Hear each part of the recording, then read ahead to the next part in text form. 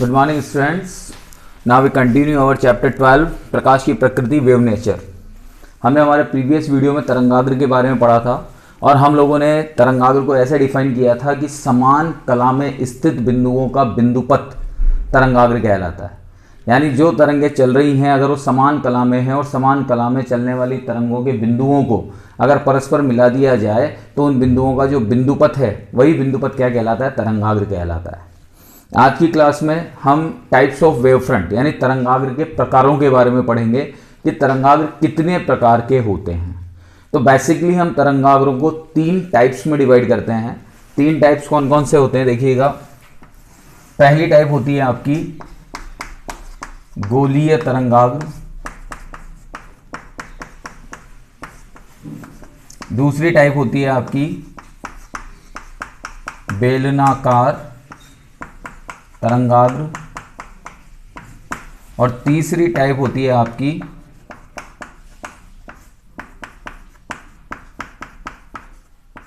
समतल तरंगाग्र। तो 3 प्रकार के तरंगाग्रों के बारे में हम डिस्कस करेंगे यहाँ पर, गोलीय तरंगाग्र, बेलनाकार तरंगाग्र और समतल तरंगाग्र। अब यहाँ हम सबसे पहले स्टार्ट करते हैं गोलीय तरंगाग्र को। गोलीय तरंगाग्र होता क्या है? तो फर्स्ट पॉइंट हम लेते हैं यहाँ पर गोलीय तरंगाग्र, जिसे हम कहते हैं spherical wave front. Spherical wave front. अब गोलीय तरंगाग्र होता क्या है कि अगर हम कोई प्रकाश का स्रोत लें और प्रकाश का स्रोत कैसा लें? बिंदुवत, बिंदु के समान।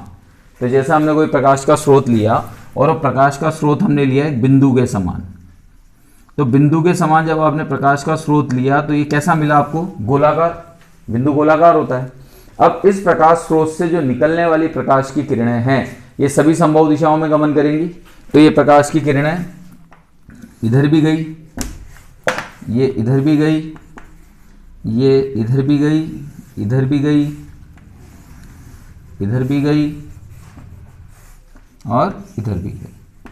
अब अगर यहां पर हम ये करें कि इनके जो समान कला में बिंदु हैं, जैसे फॉर एग्जांपल हमने कल भी तरंगाग्र में जो वेव्स बनाई थी, जो समान कला में बिंदु हैं, जैसे फॉर एग्जांपल ये, इसके अलावा ये, यहाँ पर ये और ये, इनको अगर हम आपस में मिला दें इस तरह से तो ये जो आकृति बनी, ये आकृति कौन सी आकृति कहलाएगी? गोलीय तरंगाग्र कहलाएगी।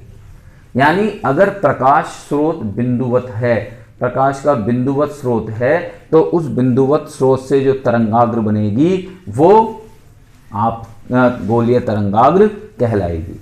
और यहां पर ये कहते हैं हम बिंदु स्रोत से तात्पर्य क्या होता है कि बिंदु स्रोत से तात्पर्य यह है कि प्रकाश का स्रोत इतना छोटा हो कि इसे हम क्या मान सकें? बिंदुवत मान सकें। तो ऐसा तरंगाग्र गोलीय तरंगाग्र कहलाता है और इस बिंदु में कोई आयाम नहीं होता।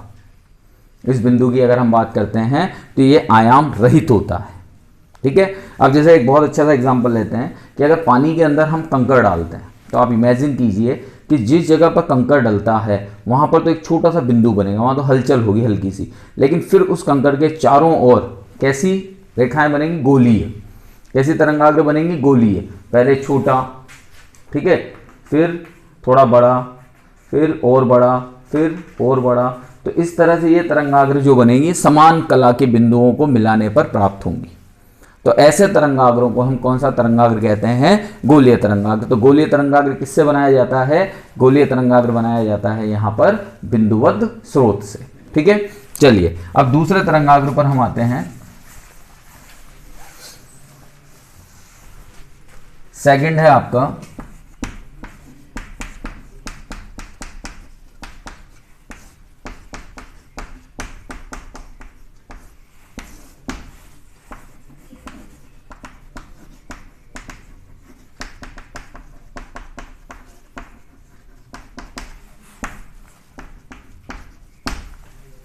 बेलनाकार तरंगाग्र। बेलनाकार तरंगाग्र क्या होता है? बेलनाकार तरंगाग्र के लिए हम ये कहते हैं कि अगर मान लीजिए प्रकाश का स्रोत एक स्लिट के रूप में है।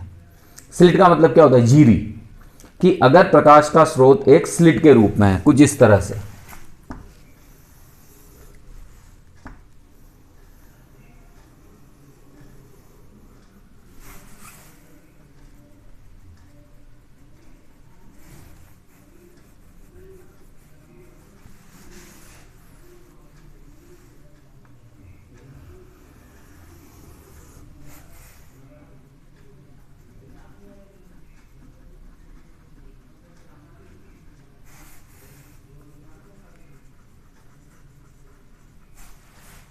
ठीक है।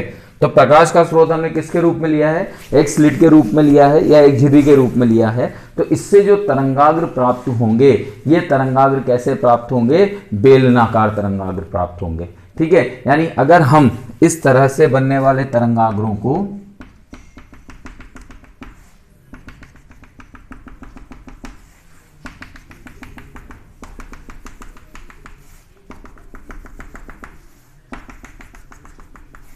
इस तरह से बनने वाले तरंगाग्रों को यूं मिलाएंगे,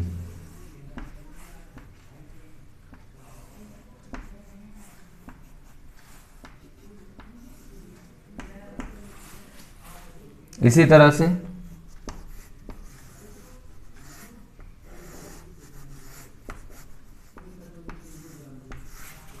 ठीक है, यहां पर इस स्रोत से इधर, इससे इधर, इससे इधर, इससे इधर, इससे इधर, इससे इधर, इससे इधर, इधर, इधर, इधर, इधर। तो इस तरह के जो तरंगाग्र प्राप्त होंगे, ये तरंगाग्र कौन से तरंगाग्र कहलाएंगे, बेलनाकार तरंगाग्र। यानी अगर कोई झिर्री ले ली जाती है, कोई स्लिट ले ली जाती है और उस स्लिट से जब किसी प्रकाश को आपतित किया जाता है तो उस स्लिट से गुजरने पर जो द्वितीयक तरंगिकाएं या द्वितीयक तरंगाग्र हमें प्राप्त होते हैं, उन तरंगाग्रों की आकृति कैसी प्राप्त होगी, बेलनाकार आकृति प्राप्त होती है और इसे हम बेलनाकार तरंगाग्र कहते हैं। ठीक है, अब यहाँ पर क्या होता है कि जो ये तरंगें होती हैं, ये तरंगें एक ओर झुकी हुई होती हैं। अगर हम इसको समझें थोड़ा सा, तो ये तरंगें एक ओर झुक रही होती हैं और एक बिंदु पर केंद्रित होती हैं। इसलिए इन तरंगों का जो आकार होता है वो कैसा होता है, सिलेंडर के रूप में। कैसा होता है, सिलेंडर के रूप में। जैसे ये बिंदु है, यहाँ से तरंगे चारों तरफ गई, ठीक है। इसी तरह से ये बिंदु है, यहाँ से तरंगे चारों ओर गई।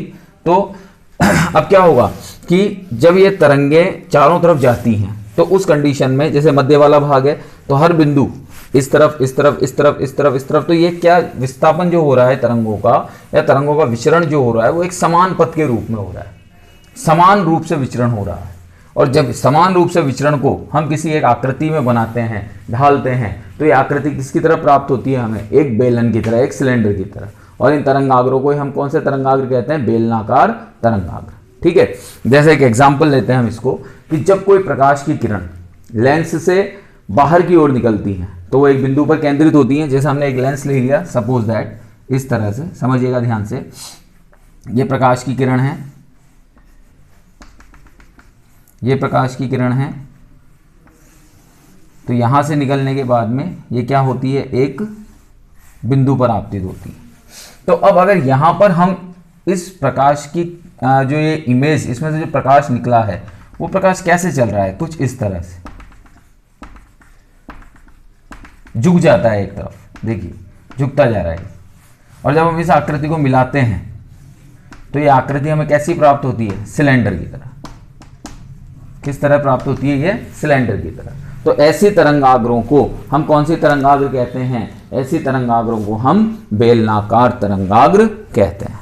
ठीक है, तो कुल मिलाकर अगर प्रकाश किसी स्लिट झिर्री से गुजरता है तो उससे निकलने वाला प्रकाश बेलनाकार तरंगाग्र कहलाता है। ठीक है, चलिए तीसरा लेते हैं हम इसमें, समतल तरंगाग्र।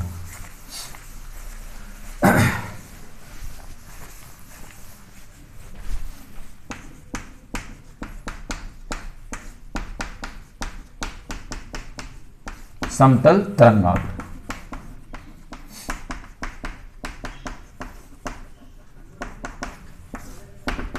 जिसे हम कहते हैं प्लेन वेव फ्रंट। अब समतल तरंगाग्र क्या होता है, समतल तरंगाग्र वो होता है कि अगर जो प्रकाश का स्रोत है वो हम ये कहते हैं कि जैसे कोई गोलाकार प्रकाश का स्रोत है या बेलनाकार प्रकाश का स्रोत है, अगर वो अनंत दूरी पर रखा हुआ हो, यानी उस स्रोत के भाग को अगर हम अनंत दूरी पर रख दें तो उस स्रोत से आने वाला प्रकाश हमें कैसा दिखाई देगा? समतल तरंगों के रूप में। जैसे हाईवे पर एक बाइक आ रही है तो बाइक से आने वाला जो प्रकाश होगा वो कैसा दिखाई देता है? एकदम सीधी बीम के रूप में, यानी वो तरंगे कैसी दिखाई देती है? एकदम सीधी। लेकिन जैसे जैसे वो बाइक हमारे पास में आती जाती है वैसे वैसे प्रकाश क्या होता जाता है? फैलता चला जाता है। तो जब हम यहाँ समतल तरंगाग्र को डिफाइन करते हैं तो हम ये कहते हैं कि जब एक गोलाकार या बेलनाकार तरंगाग्र का छोटा हिस्सा अनंत पर स्थित होता है तो उससे जो तरंगाग्र प्राप्त होगा उसे हम समतल तरंगाग्र कहते हैं। ठीक है, तो जैसे अनंत से आने वाली किरणें, कौन सी किरणें? सूर्य की किरणें, तो वो कौन से तरंगाग्र बनाती हैं? समतल तरंगाग्र बनाती है। ये इस तरह से उसका तरंगाग्र बनता है।